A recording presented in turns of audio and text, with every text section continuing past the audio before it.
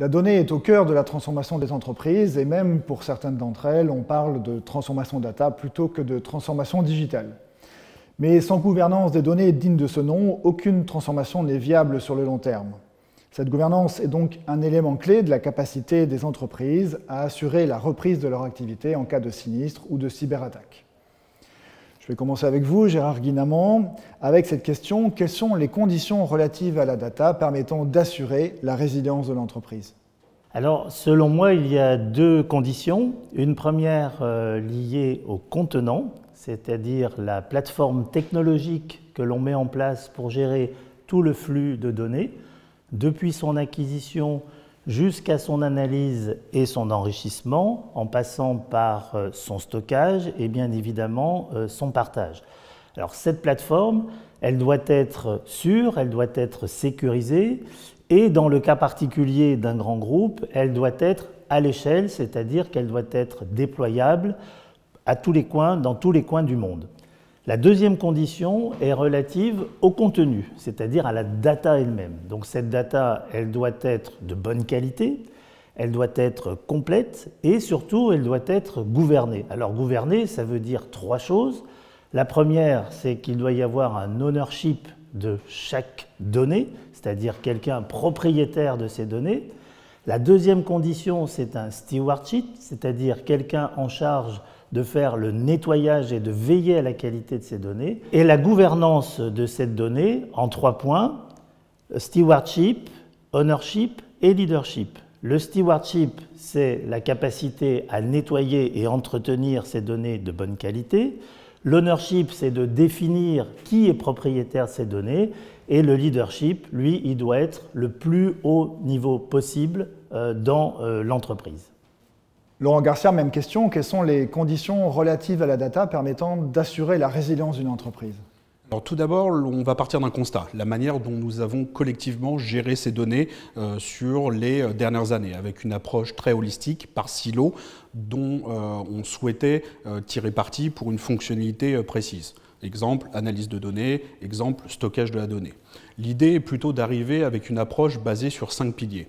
Le premier pilier étant la manière dont on va ingérer cette donnée-là, quel que soit le socle technologique, comme le précisait Gérard il y a quelques minutes. À partir du moment où cette donnée est ingérée, on va là tout simplement la protéger, quel que soit son lieu de localisation, dans ses propres centres de données, chez un prestataire tierce, dans un environnement public cloud. Puis vient l'étape de sécurisation. Par sécurisation, je m'entends deux approches. La première, très sécuritaire, pour répondre à des besoins autour de cybermenaces, d'attaques, de ransomware plus communément, mais également d'un point de vue légal juridique, la manière dont on va auditer, archiver ces fameuses données.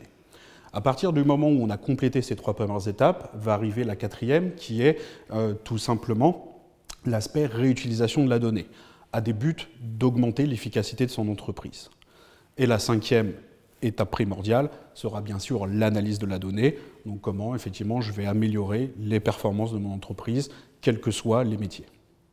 Gérard Guinamant, en quoi une bonne gestion technique et patrimoniale de la donnée permet-elle de faire face à des situations de crise opérationnelle? Alors, je citerai deux exemples très récents, donc liés à la pandémie et plus particulièrement aux périodes de confinement.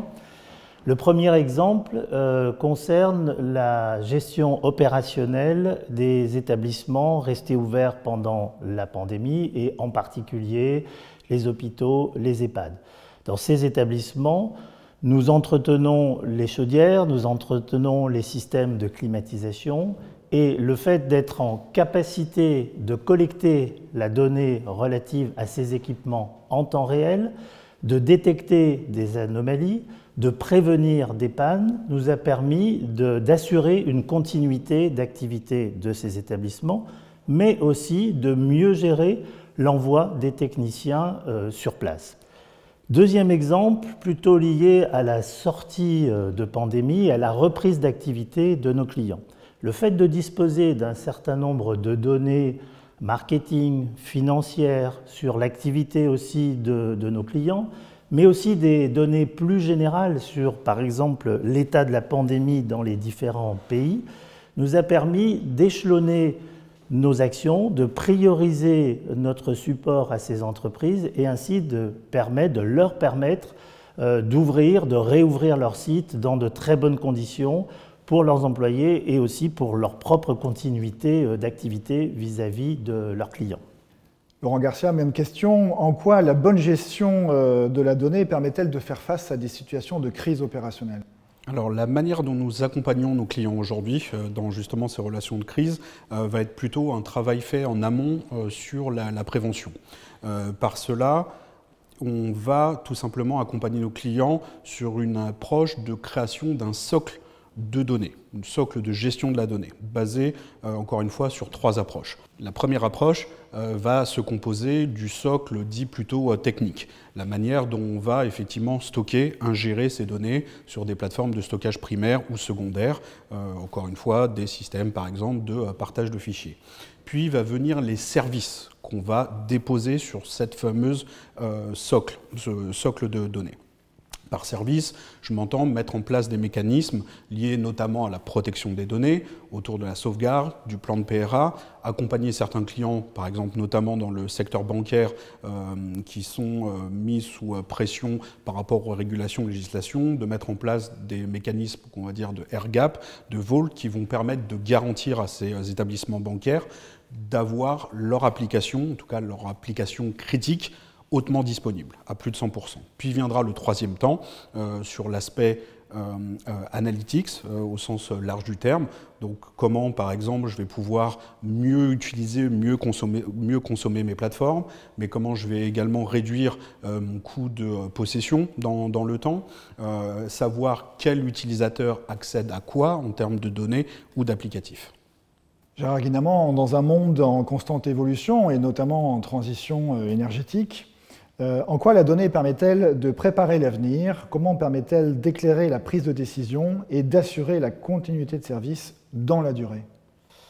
Alors effectivement, la donnée permet d'accompagner l'entreprise sur 2 dimensions. D'abord la dimension opérationnelle, mais aussi la prise de décision.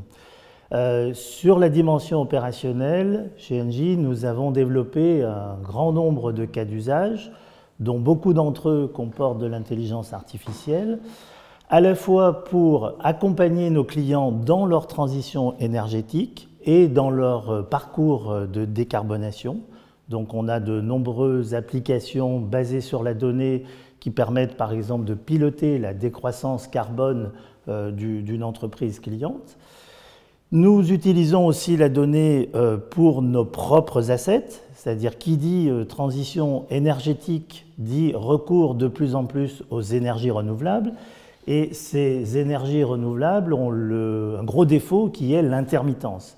Donc là, nous utilisons la donnée dans de nombreux cas d'usage pour, par exemple, prédire la production avec les données de météorologie, par exemple, ou pour augmenter la disponibilité des assets, que ce soit les éoliennes ou que ce soit les panneaux solaires, et ainsi éviter de trop déployer de ces assets à travers le monde.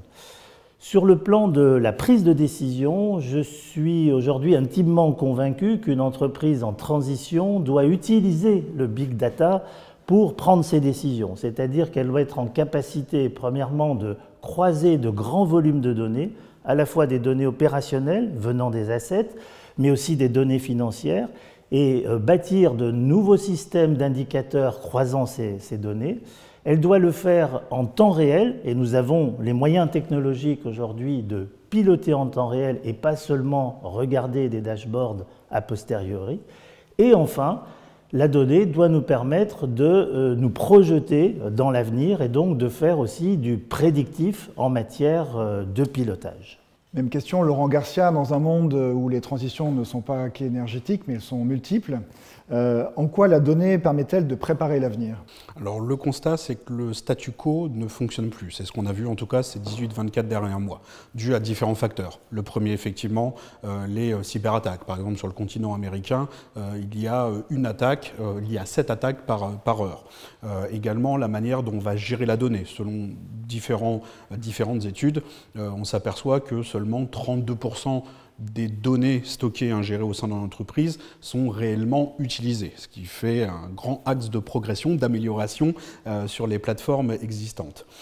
Et le dernier point, c'est principalement le fait qu'une interruption, par exemple 1 heure d'interruption en production, coûte à une entreprise jusqu'à 300 000 $ en termes de pertes, en ajoutant bien sûr les dommages liés à la notoriété, à la marque de l'entreprise. Gérard Guinamant, Laurent Garcia, merci beaucoup pour ces échanges.